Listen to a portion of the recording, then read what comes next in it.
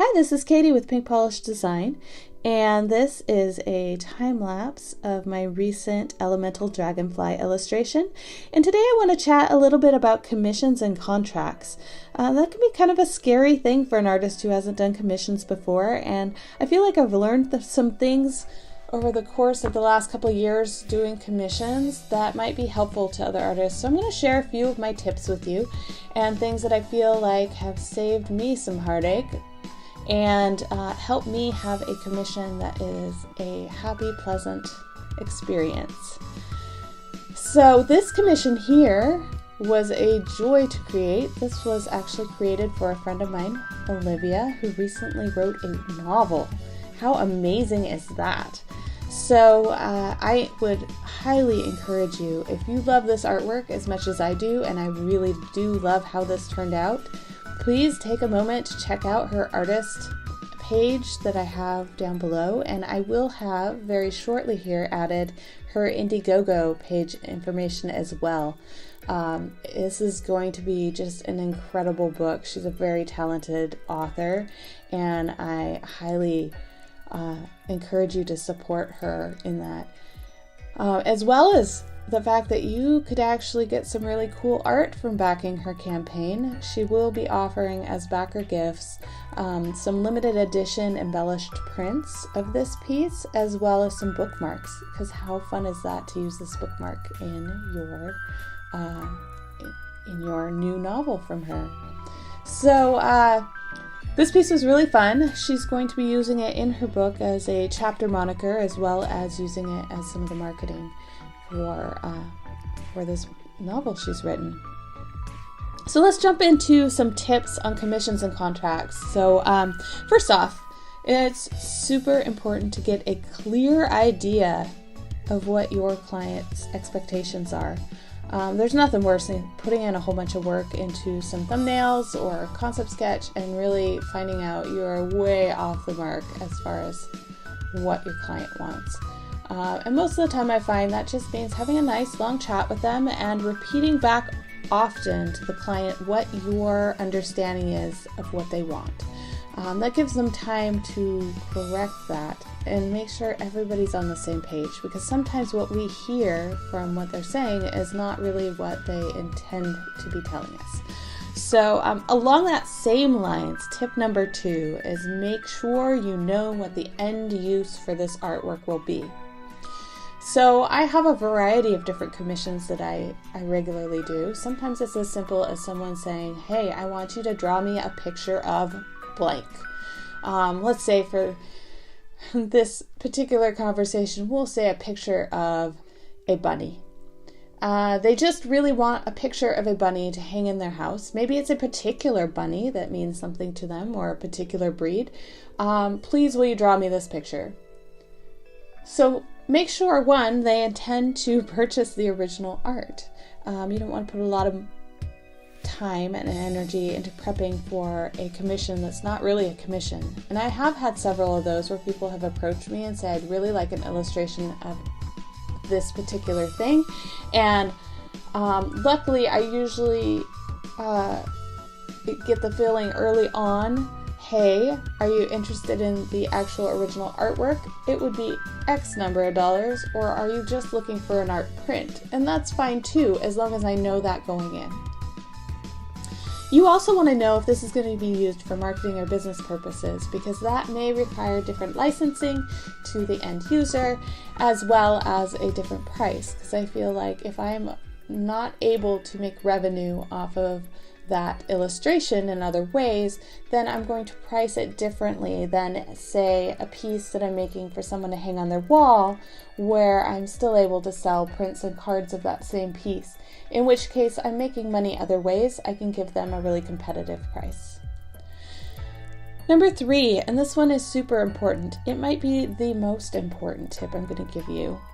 Ask yourself, will this be fun? There is nothing worse than a commission project that you really hate the idea of. I highly recommend you turn those down.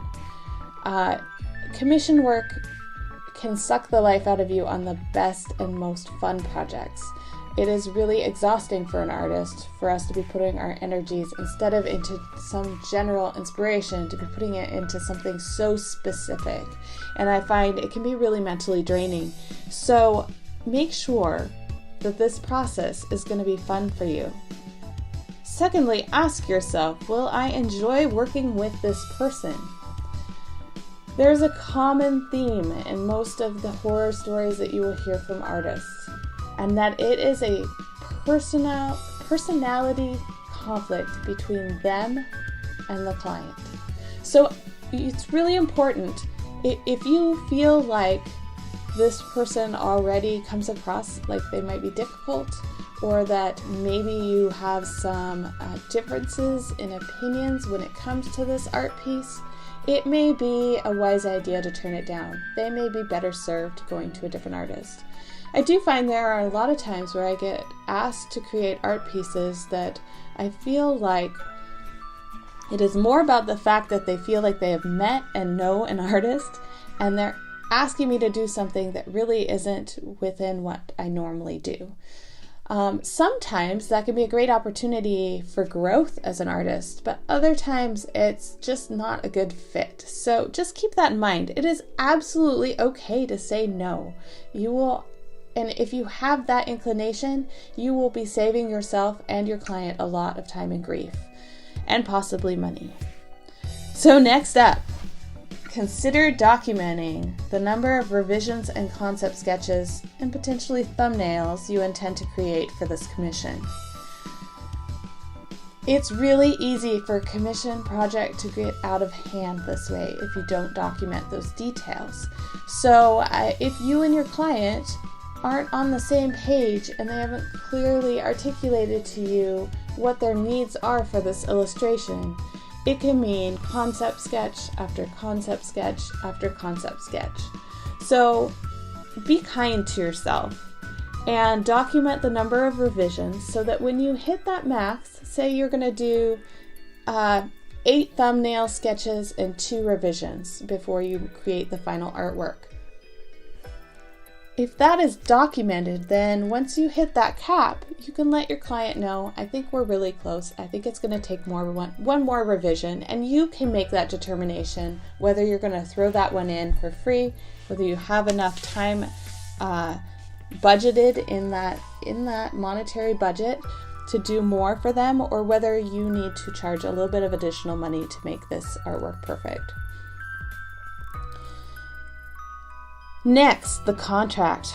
Contracts can be a little scary for artists. I have a background in reviewing and editing contracts for my day job, mostly event contracts though, not specifically for rights or artwork per se. However, there are a lot of commonalities, and basically, guys, contracts are not nearly as scary if you remember this. What a contract really intends to do is document exactly what your expectations are for compensation and the expectations your client is as to what services they are going to receive. As long as you are clear on that, you don't need any fancy language in your contract. You just need to clearly articulate what you are providing and what you are receiving for those services.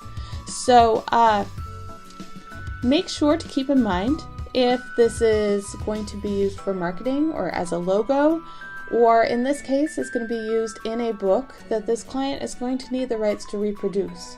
So I do have a release document where the artist can release their rights to that artwork.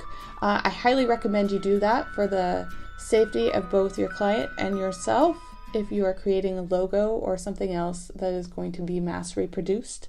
But make sure that within that, you do retain your rights to maintain that piece in your portfolio so that you can reproduce that in a limited manner to promote your artwork. So generally that includes rights to post on your website, your social media, and to reproduce for flyers and portfolio use. Lastly, let's chat about money and the deposit.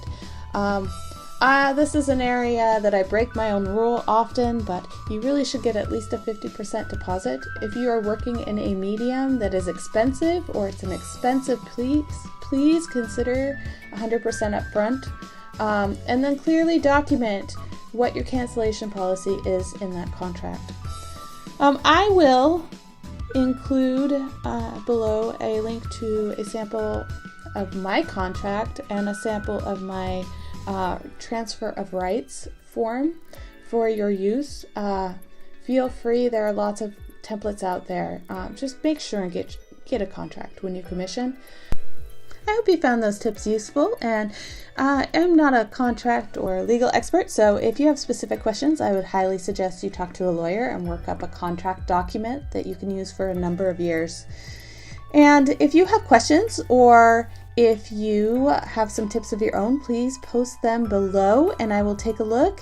And take a minute, if you got something out of this video, to like it and to follow our channel here.